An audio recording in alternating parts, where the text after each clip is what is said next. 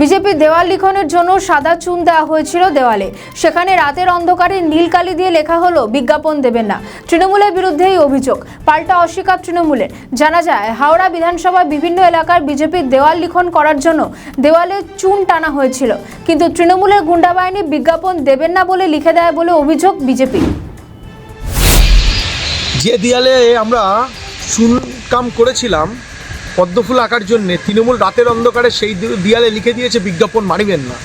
আমরা সেই দেয়ালে মা কালী, মা দুর্গা, শিবের পিকচার লাগিয়েছি। দেখি তৃণমূল এটা উপড়ে ফেলে কিনা, যেটা তৃণমূল সনাতনী বিরোধী কিনা সেটা আগামী দিন প্রমাণ হবে।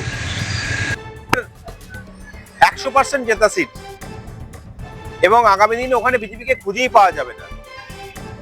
রাজনীতির ময়দানে লড়তে না পেরে ভারতীয় জনতা পার্টি একটা প্রোপাগান্ডা তৈরি করার চেষ্টা করছে। দেয়াল লিখন রাজনৈতিক প্রচারের একটা অঙ্গ।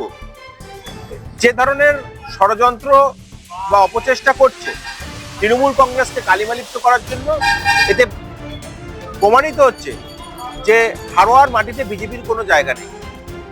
এটা পরিষ্কার প্রমাণ হয়ে গেল। এটা কখনো রাজনৈতিক প্রচারের একটা অঙ্গ দেয়াল লিখন। গণতন্ত্রে প্রত্যেক দলই দেয়াল লিখন একটা বহুকাল, আবহমান কাল ধরে চলে আসছে। দেয়াল লিখন কেউ এরকম ভাবে আটকাতে পারে ভারতীয় জনতা পার্টি? আমাদের ভিডিও ভালো লাগলে লাইক ও শেয়ার করুন, কমেন্ট সেকশনে আপনাদের মতামত জানান। আরও ভিডিও পেতে আমাদের চ্যানেলটিকে সাবস্ক্রাইব করুন এবং প্রতি মুহূর্তে খবরের আপডেট পেতে প্রেস করুন বেল আইকন।